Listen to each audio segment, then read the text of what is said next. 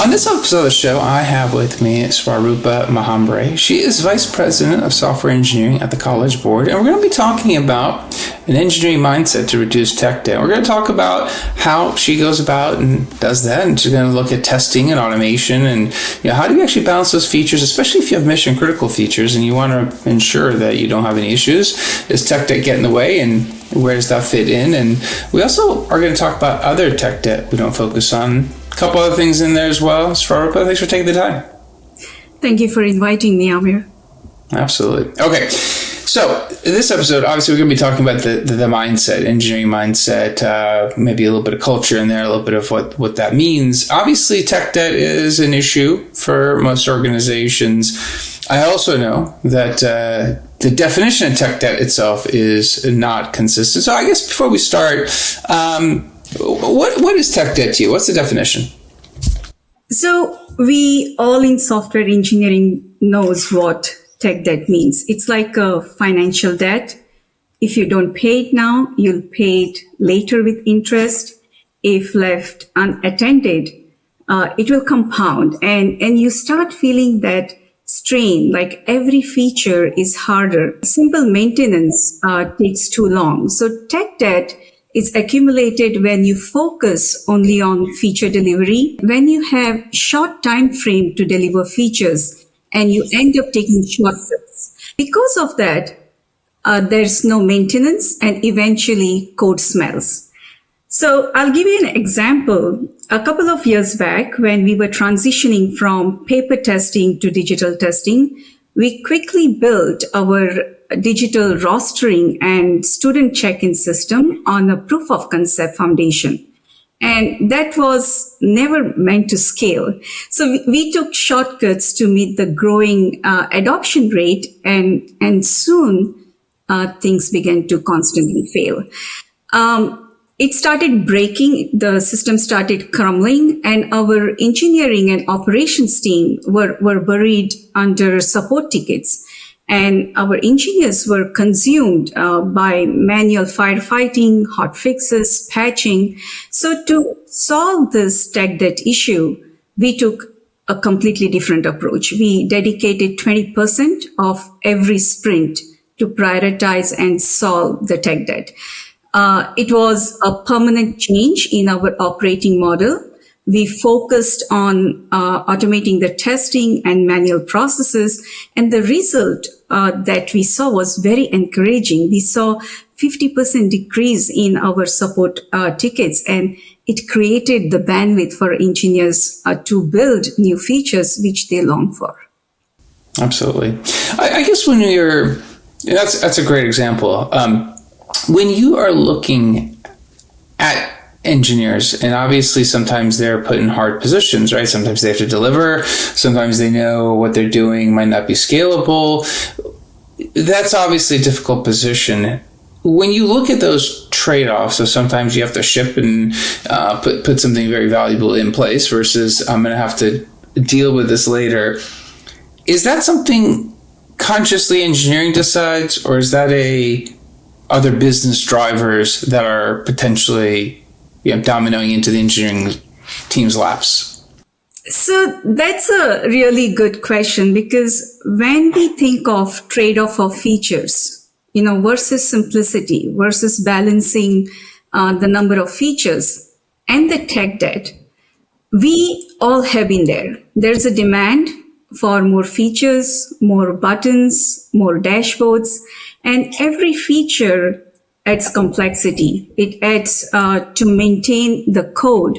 It adds surface area for bugs. So building more features can actually slow us down. So I'll give you an example.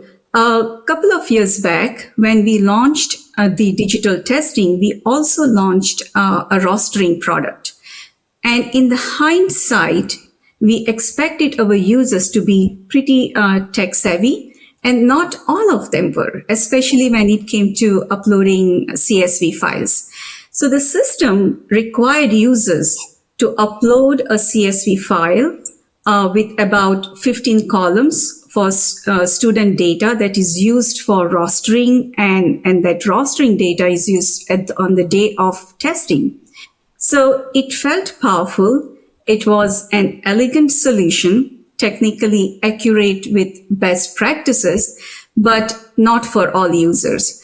From user perspective, it was overwhelming, and every column it added new edge cases, more data validation and regression testing burden. So when a user had a file formatting issue or a data validation error, the error message really didn't help. They were stuck there for days and weeks, and that led to a multiple support toil and frustration. So we took a step back. We listened to our users. We gathered feedback. We simplified the workflow and focused on making it more intuitive. So now when we release features, we release it as MVP so that we collect the feedback. We look at those metrics. And when we design the feature, we think about it. Do we need to go through the next iteration based on the usage, or how we can design it better based on the feedback? There are times where we use feature flagging. So where we release the features to certain geographical location or to certain section of users, and we collect the metrics. Again, we learn about our users. So before it is globally released, that provides us a good feedback from the user how our feature is working out for them.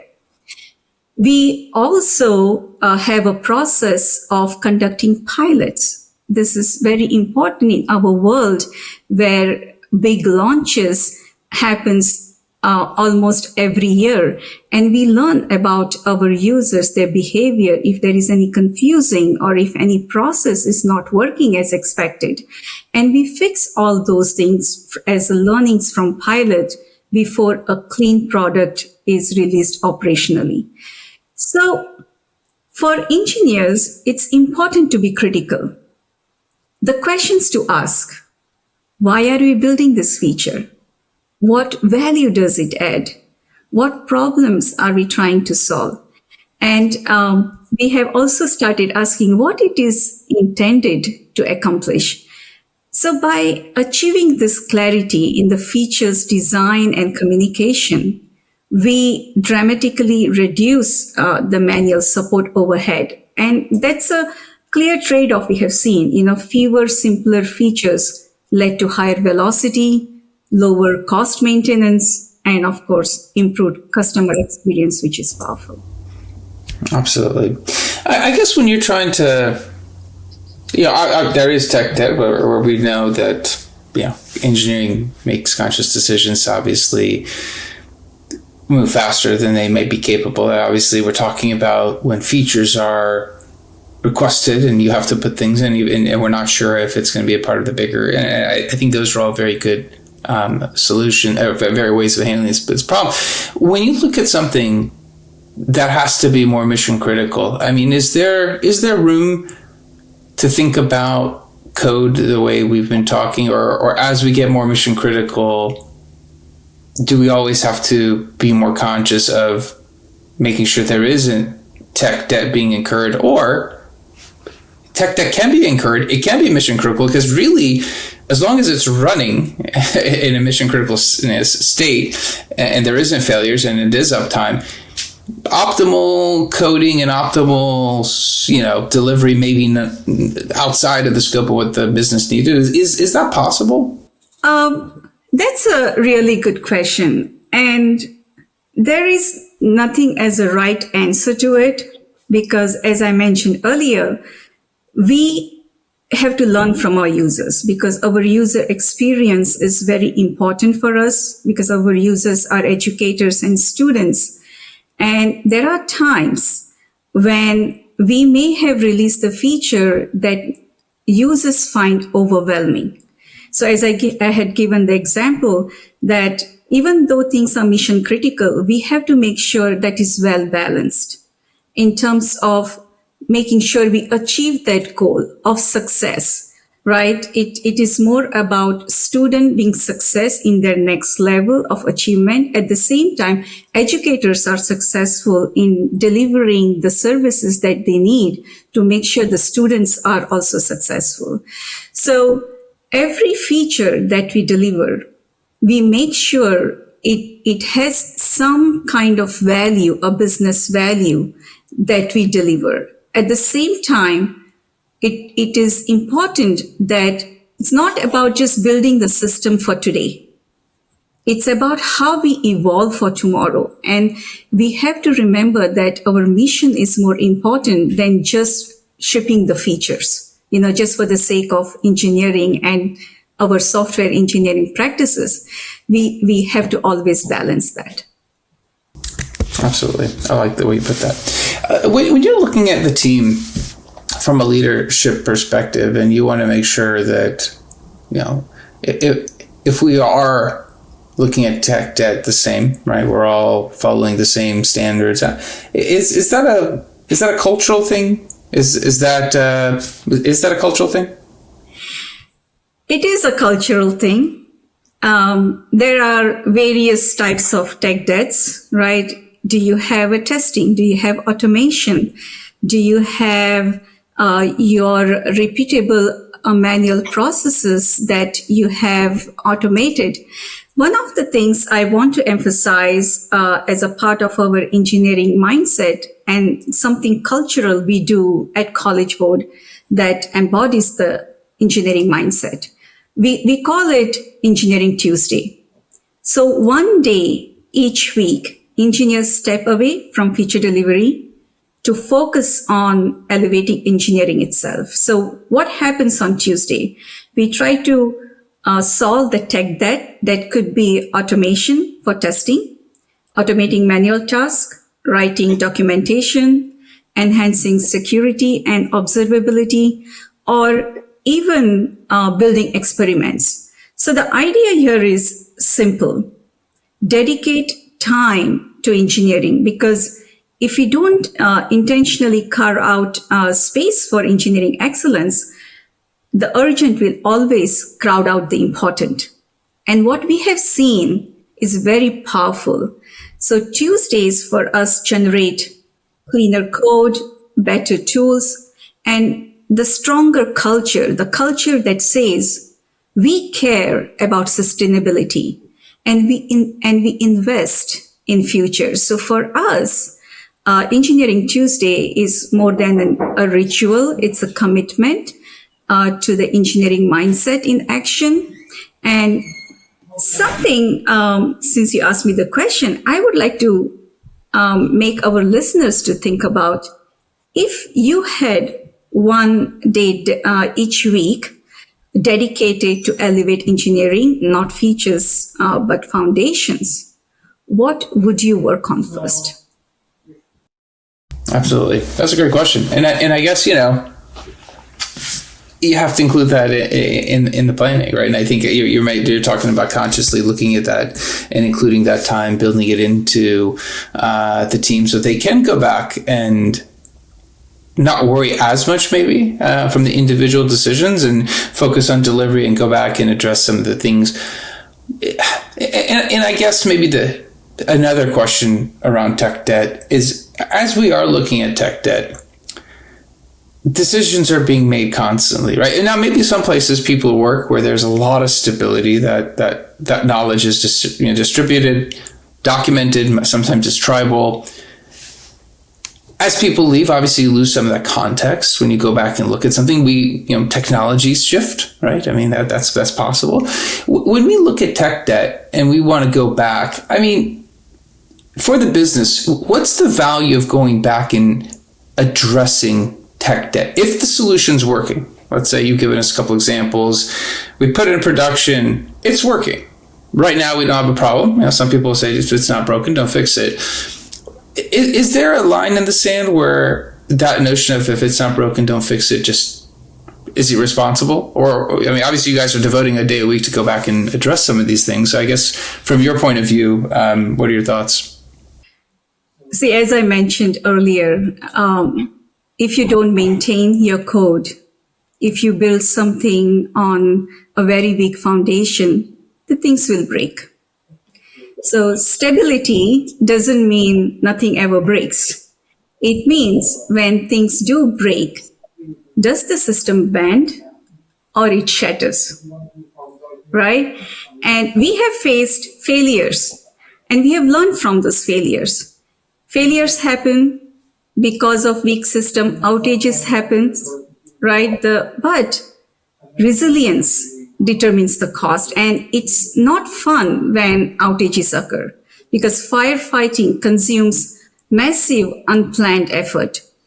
So when we build systems, it's very important that our design and architecture take care of degrading gracefully.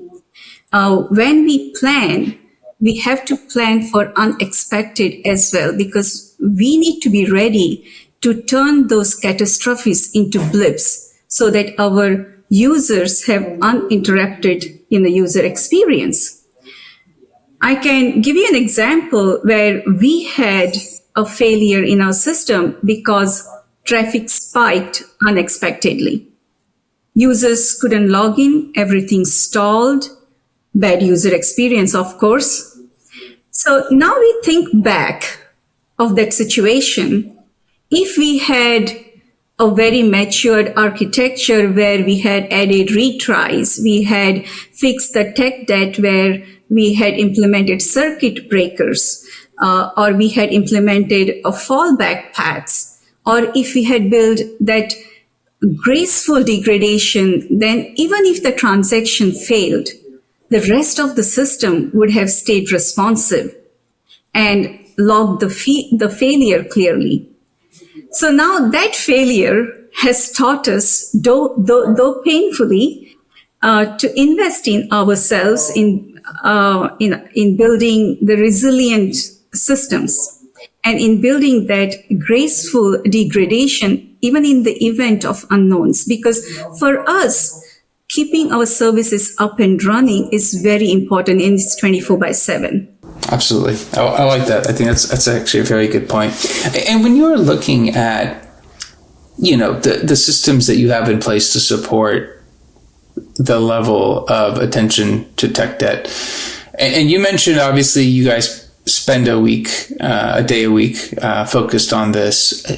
And when you're looking at the product roadmap, you're doing your sprint planning sessions, this day a week, does it ever get sacrificed? Is there cases where you're like, the team really needs that day and we give it back to them? Or you mentioned it's very important, but I guess sometimes maybe it's like, hey, we have to deliver. We make that adjustment. We need that time back. Is that happen, or is it a pretty hard and fast rule? It has happened depending on the timelines we have to deliver for a particular release. We try to keep that as a ritual. It's like a culture where we make sure that people plan in advance in their sprint planning, where they work on every Tuesday just on tech debt. And it doesn't mean that you work on the new feature and you try to apply the principles of elevating engineering, which is, automated testing or enhancing security or enhancing your observability. That you have to include in your sprint as normal when you deliver the new features. But Tuesdays is mainly to catch up on the tech debt from the past. That is causing a lot of times a heartburn, and teams many a times end up working over the weekends just to catch up on that tech debt. So our guidelines to our engineering teams is to plan in advance for every Tuesday, even though it is a part of the sprint.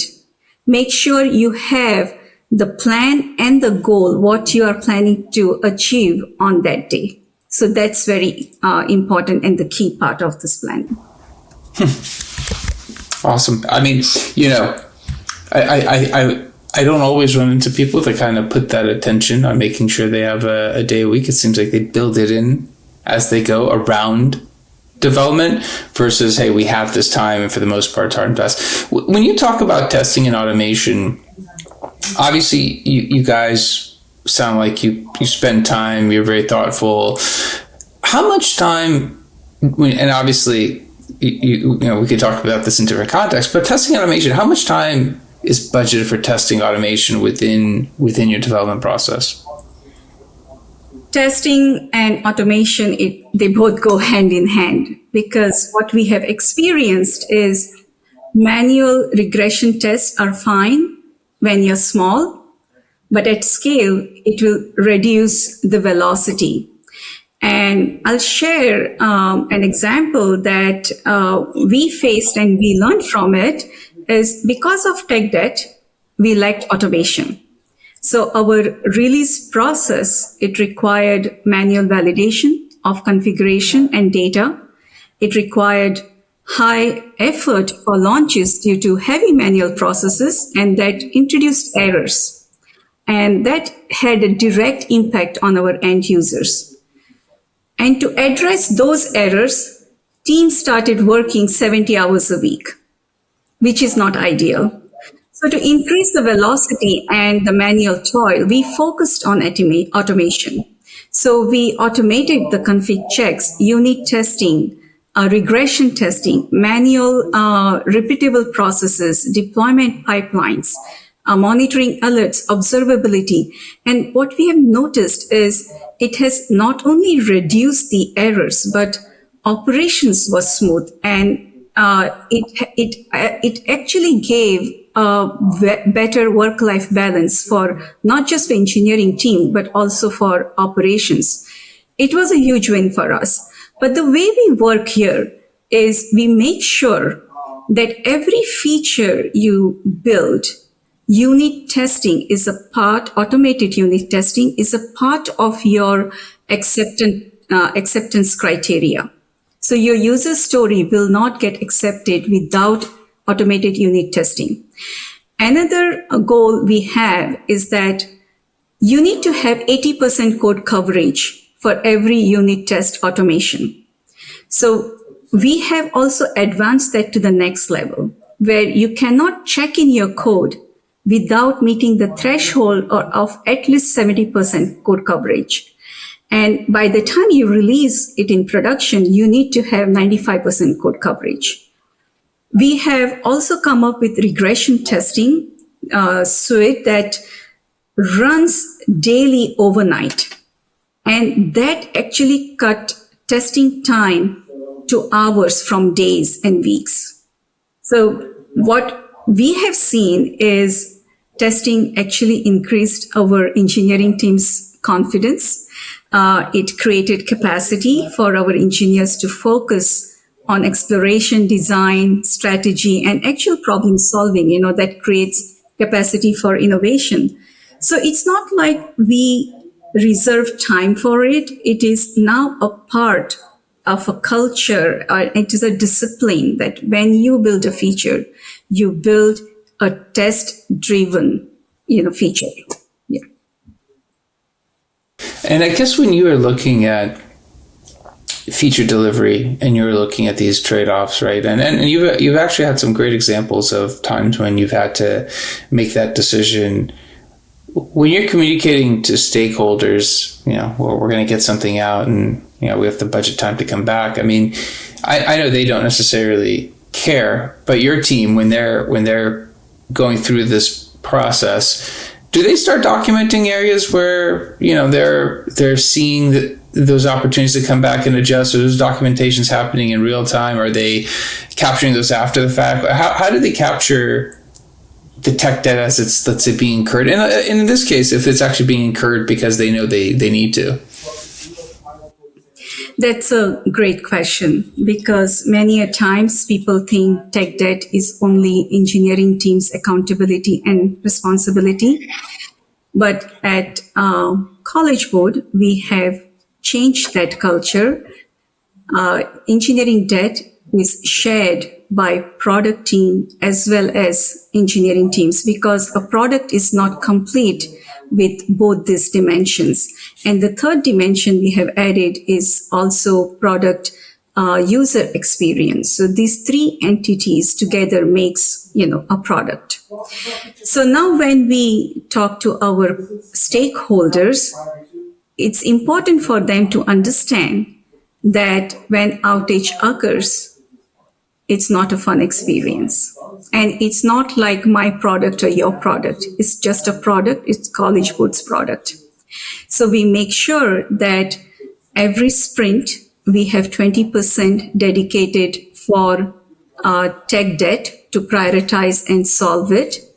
When we do our quarterly planning, we make sure our stakeholder understands what the tech debts are, what it impacts, and how it impacts the end user. It's not just internal. For example, we may think it's just an automation of a script, right? But think of it from the end user perspective. So now when we automate this and when we fill in these design gaps, when we actually fill in the interface gaps, or when we build this whole automation, entire end-to-end orchestration across the microservices, across the systems and the teams, we reduce a lot of user complaints or the user that face the difficulties in getting instant results when they make some changes. So when we show that this technical debt has an impact on the product and also on the users, I think that completes the definition of how we need to address it and why we need to address it. Absolutely. Maybe final question for you, and I'm curious. I don't know if obviously everyone handles their development process slightly different. In this case, you guys are devoting that extra day to come back and deal with this. If you're not doing that, let's say you try to fit into each sprint a little bit of maintenance, tech, ability to work on tech, all those things. If you're looking at going, hey, you know what? Actually, if we spend a day, maybe that would work. Is there any advice that you've seen from just your learnings of making that adjustment to the process and carve out that day? That's a question on how you balance your tech debt and features, right? When you are delivering a feature, if you are delivering it, making sure that you meet every principle of software engineering, that includes automation. There are no gaps in your design. There are no interfaces gaps, or there are no user experience gap. If you think it's a complete, then you can just include it as a part of new feature work. But as you learn and as you see how your product works in the operational world, you will find that, oh, I wish we had made this change, or we wish we had this automation worked, or we find a gap in the way user interprets our feature. So there will be gaps that you will always find. And as we build the features, there are times, because of the time constraint, we take shortcuts.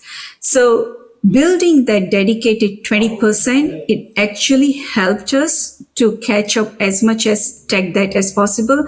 And it's not just about the gap that we find. It's also about security patches that we may have to do, or we may have to upgrade our systems. For example, you are on Node.js, or you want to move it to TypeScript, or you upgrade your Lambda versions, and things like that always come up. So at the same time, the reason we have this dedicated Tuesday is there are times where we haven't done some tech debt for last couple of months that we haven't addressed yet. We would like to catch up on that, so that going forward, every new feature that we build it with every principle of software best practices and engineering. Absolutely. Fantastic insights. Thank you for taking the time, coming on and sharing with us, Swarupa. If somebody does have a question, obviously you provide a lot of insights into the engineering mindset and in the context of tech data. How can somebody connect with you if they have a follow-up question? You can reach out to me on LinkedIn. Okay, fantastic. We'll make sure people are aware of that. But thank you for coming on. Thank you for sharing with us. Thank you for having me. Absolutely. That's it for the episode. Be back again, give different guests, different topic. Until then, two things. One, obviously we talked about tech debt, the mindset involved around helping reduce it. And Swarupa kind of walked us through, some unique situations and how she's seen it handled, about carving out a day a week to addressing tech debt, balancing the features in tech debt, and just that general mindset. I think it was great advice. So share this with another engineer who's interested in learning more. Also, like, subscribe, comment, let me know how the show's going for you. Until next time, thank you and goodbye.